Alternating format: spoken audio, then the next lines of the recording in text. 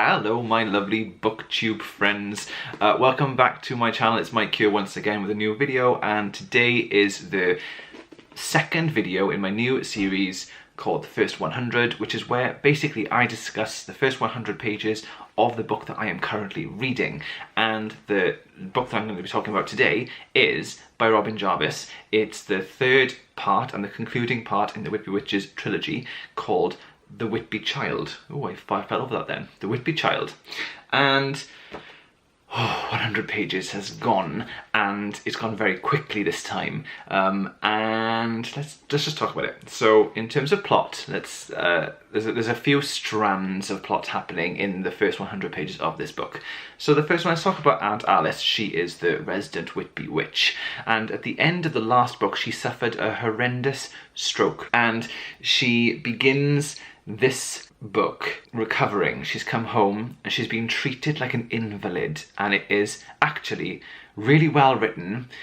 I really feel for her, and she just is trapped inside her body, kind of breaking down, and she's frustrated, and it's just written really well, very kind of real. I know it sounds weird, but in amongst all this kind of magical, whimsical, crazy dark monsters and stuff, there are these scenes in Robin Jarvis's book, particularly in this series, where there's real kind of domesticity. I don't know how else to describe it, but Aunt Alice, kind of a stroke survivor, is a really interesting story all on its own, and it's written really well, and I'm really enjoying that.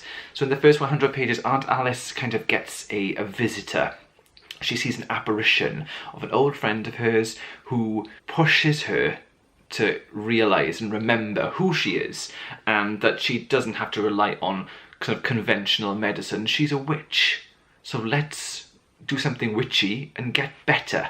So she uses all these alternative remedies, and she slowly begins to heal herself, and that is a really wonderful story. I'm really enjoying Aunt Alice in this book. So another strand would be kind of the foster children, so Ben and Jeanette.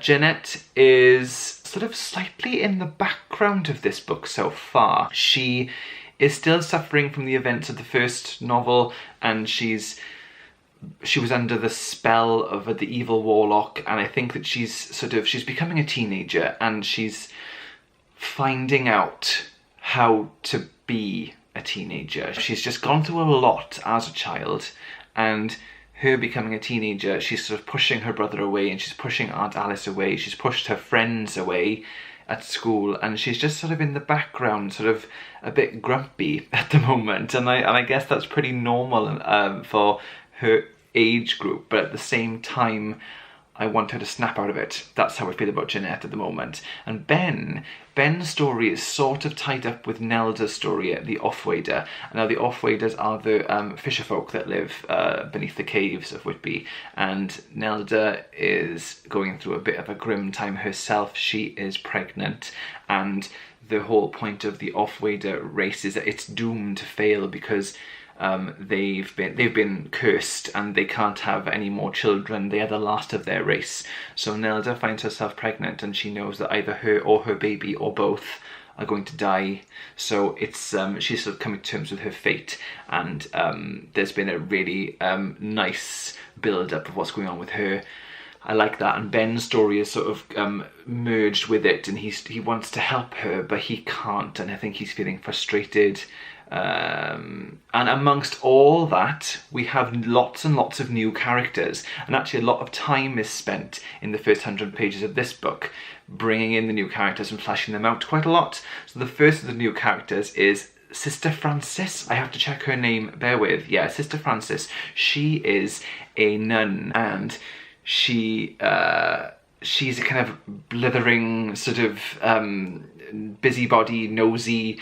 She's got a bag full of sunshine, and she goes around trying to help people who are ill and keeps them company, and she has the best intentions, but she really frustrates everybody, and she really frustrates Alice, which is quite funny.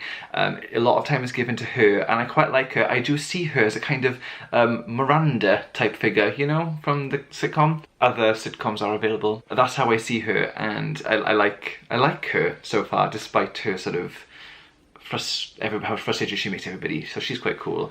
And we have a love interest for Edith, who was the babysitter of the kids in the last book, and that's a lovely story. That's quite sweet. Enjoying that. And then we've got this rather large chunk of new characters who are the villains of this piece, and they are witches, and they are a coven, and they belong to Nathaniel Crozier, and they have descended on Whitby to kind of avenge him. And their story has actually been quite good. A lot of time has been given to it, to those three. There's kind of three central ones, and they have been given a lot of time, but they're really, they go to some dark places, and it's quite interesting. So that's where we are with the plot. In terms of characters, my favourite is so far still Ben, but Alice is sort of creeping up into a second. I love the Off-Waders, and I love their society, and I kind of, whenever I'm reading Off-Wader chapters, I want more. I just want to learn more and more and more. I want whole other books about the Off-Waders, please, Robin Jarvis. That's what I would like.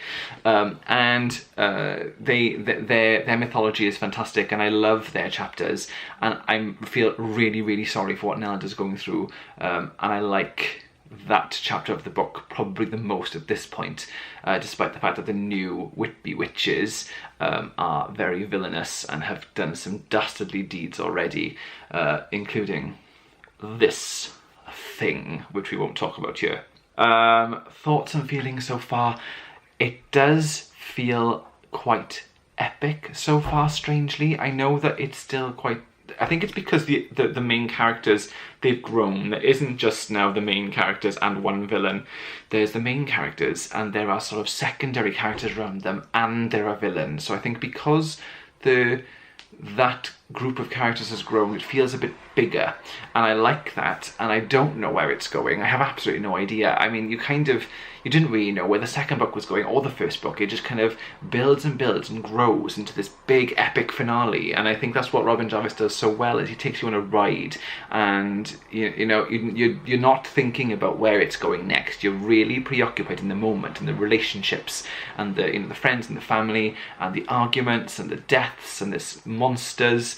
I'm a big advocate of his writing. I really like it, and this book so far, my favourite. I just love the antithesis of this sort of family kind of life, struggling through normality, bullying, overcoming illnesses, love, marriage, and I love all that. And then you've got this really dark kind of coven of witches threatening everything, and it's just amazing. Then you've got this third like strand of this little mythical fisher folk, and yeah, it's just, this is a very, I like it a lot, very clever book in lots of ways, and quite dark as well so far. So my thoughts and feelings are, it's probably going to get a whole lot darker, as most of his books do, and I really, really want Jen to step up and be the big sister to Ben that she should be, and just become a real kind of strong, independent woman. That's what I want for Jen, and I want Alice to save the day with their help. I've got this horrible feeling something bad's going to happen to Alice. I do, deep down. And Ben, I love the fact that he's being sort of like wrapped up now in this big mythic battle between him and the Lords of the Deep, because he has the sight to see all these mythical things, and he also has touched the moon kelp, which was a magical thing from the first book. So he's getting kind of more powerful without even really realising it. Oh, and I do have to really quickly talk about fantastic scenes where a cherub appears to Alice, and a cherub appears, and he is beautiful and golden, and he sort of tempts her and wants her to come because I think to the afterlife. I think that this cherub is following Alice around to deliver her to the next world, because her time here is running out, and I think that's the kind of feeling that I'm getting through the cherub scenes, and I've really enjoyed those two, and the idea of a further mythology happening, I like that as well, so that's good. That's where I see it going.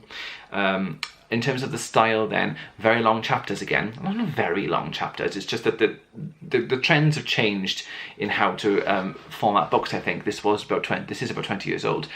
So in the chapters there are lots and lots of scenes, and I think right now chapters tend to be kind of 1 or 2 scenes, and they start afresh the next scene in a new chapter, and this has got long chapters with multiple scenes in, which is fine. And there's just a lot going on in 100 pages. I wanted to read to you the first sentence of the 100 pages and the last sentence of the 100 pages, always evolving this new little bookish series. So I'm going to do the first line now.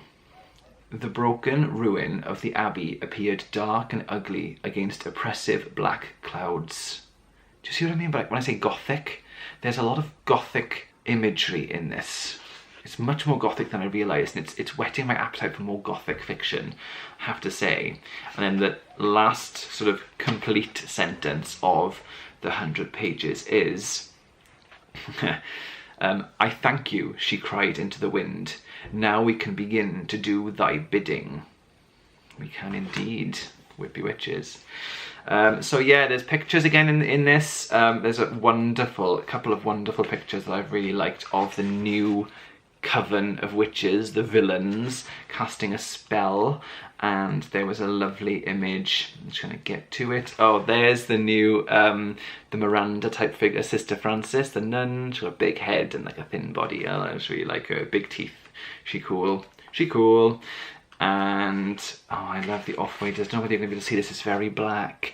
But this is Nelda. And oh, this old Parry, evil off-wader. She's a nasty piece of work. And what she's trying to get Nelda to do is a very adult story, I have to say. Oh, this picture is beautiful. This is of Aunt Alice in bed with her Book of Shadows, suffering, bless her. And I just really, I love that. I love that element of the story. It's probably one of my favourites so far. I don't think anything has surprised me so far other than the darkness of it all. I mean, the second book had lots of elements of darkness in the latter part of the novel, specifically with Nelda and what she goes through, and if that's continuing in this one, and her story is actually very adult. And I think the way he's getting away with telling it to a younger audience is because it's not a human being that's going through it, it's a little off-wader, and I think that's really clever for future knowledge. If you want to tell a really adult story, maybe disguise it as something else. And I think that's what's really good about lots of young adult fiction, especially it deals with magic and mysticism and things. It's telling real life stories and using the magic to be able to tell them, you know? I love that. So yes, I've rambled on enough, guys. That was my first 100 pages of the Whitby Child. I can't wait to finish it, but I also really don't want to finish it. I'm thoroughly enjoying being in Whitby with Robin Jarvis again, so much so that I may even just blast out the next 3 novels, which is the Legacy of Witches, the Witching Legacy series. I may just jump in and reread them. I'm just loving being in Whitby at the moment, and I want to stay. I really want to stay, and I want everyone to be happily ever after, and I don't think that's going to happen because that is not what Robin Jarvis does. No. He likes to pull the rug out from under our feet. A lot. So anyway, thank you very much for watching, guys, and I will speak to you all again soon. Bye.